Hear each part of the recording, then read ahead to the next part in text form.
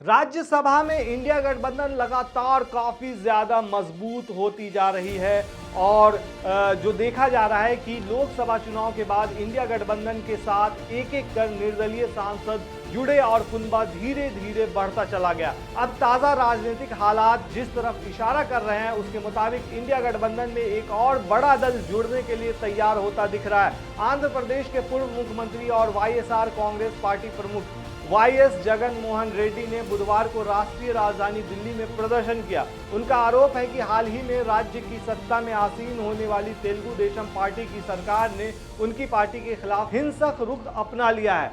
जगन मोहन रेड्डी के इस प्रदर्शन को इंडिया गठबंधन के कई दिग्गजों का साथ मिला।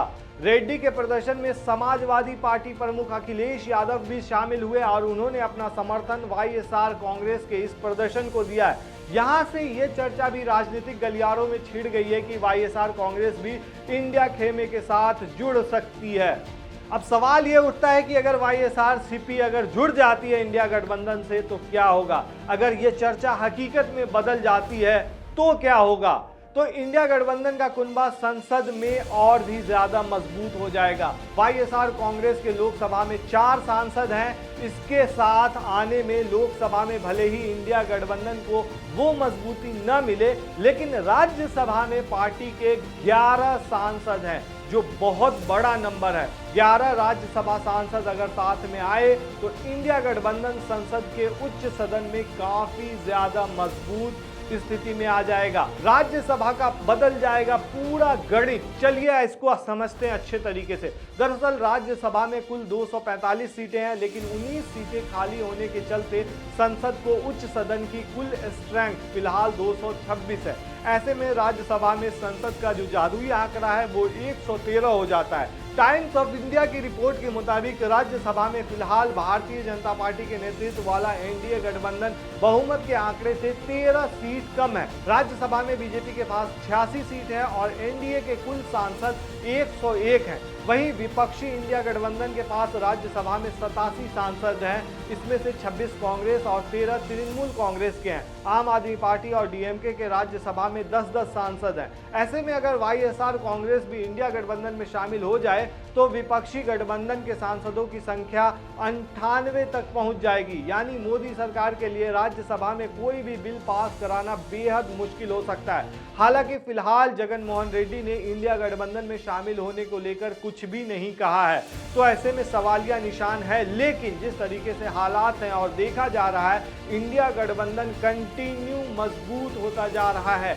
यहां तक कि जैसा कि लोकसभा चुनाव 2019 से आप अगर कंपेयर करेंगे अभी के सिनारियो को, तो एकदम से हालात बदल चुके हैं। जिस तरीके से बीजेपी अकेले दम पर 2019 में 303 सीटें जीत कर आई थी, तो वहीं इंडिया गठबंधन को इस बार जो सीटें आई है वो तो अलग से छोड़ दीजिए, लेकिन बीजेपी 303 तो दूर की बात है 240 सीटों पर सिमट गई है। वहीं 400 पार का नारा देने वाली एनडीए की जो सरकार थी वो टोटल मिलाकर भी 300 पार नहीं कर पाई है, 293 सीटों पर सिमट कर रह गई है। तो ऐसे में कहीं ना कहीं इंडिया गठबंधन के हौसले काफी ज्यादा बुलंद हैं। और दूसरी जो सबसे बड़ी बात है कि अभी 7 राज्यों की 13 विधानसभा सीटों पर जो इलेक्शन हुए थे उसमें 10 सीटों पर इंडिया गठबंधन की जीत हुई है। तो ऐसे में ये इससे भी बहुत ज्यादा हौसले बुलंद है। और अभी जो देखा जा रहा है कि महाराष्ट्र में जिस तरीके से इंडिया गठबंधन उभर कर सामने आ रही है, जिस तरीके से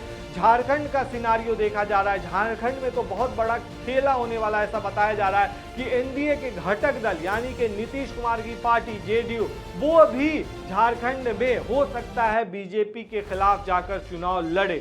ऐसे में ये बहुत बड़ा सवाल बन जाएगा अपने आप में। और अभी देखा जाए तो जिस तरीके से बजट जारी किया गया है और बजट में भारी भरकम का जो पैकेज है, स्पेशल पैकेज जो है वो बिहार के लिए अनाउंस किया गया है, तो ऐसे में नीतीश कुमार अगर झारखंड में बीजेपी के साथ नहीं जाते हैं और अगेंस्ट में जाकर के लड़ते हैं तो कहीं ना कहीं ये बहुत बड़ा राजनीतिक उठापटक माना जाएगा। वहीं दूसरी तरफ दिल्ली में भी चुनाव अगले साल होने वाले हैं, बिहार में भी चुनाव होने वाले हैं और हरियाणा में इसी साल चुनाव होने वाले हैं। तो हरियाणा में भी तो कहीं ना कहीं देखा जाए तो लोकसभा की जो 10 सीटें हैं उसमें से इस बार बीजेपी डायरेक्ट हाफ पर हो गई है, यानी कि 10 में से सिर्फ 5 सीटें जीत पाई है, जबकि 2019 में बीजेपी बीजेपी जो है वो 10 में से 10 सीटें जीत करके पहुंची थी हरियाणा के अंदर में। लेकिन इस बार खेल पूरी तरह से बदला बदला सा लग रहा है और इंडिया गठबंधन काफी मजबूत स्थिति में नजर आ रहा है। और आपको क्या लगता है दोस्तों, इस बार जो जहां जहां चुनाव होने वाले हैं, खासकर दिल्ली में, हरियाणा में, तो यहां इन जगहों पर क्या होने वाला है, किसकी जीत होगी, आप हमें कमेंट में जरूर बताएं। शुक्रिया।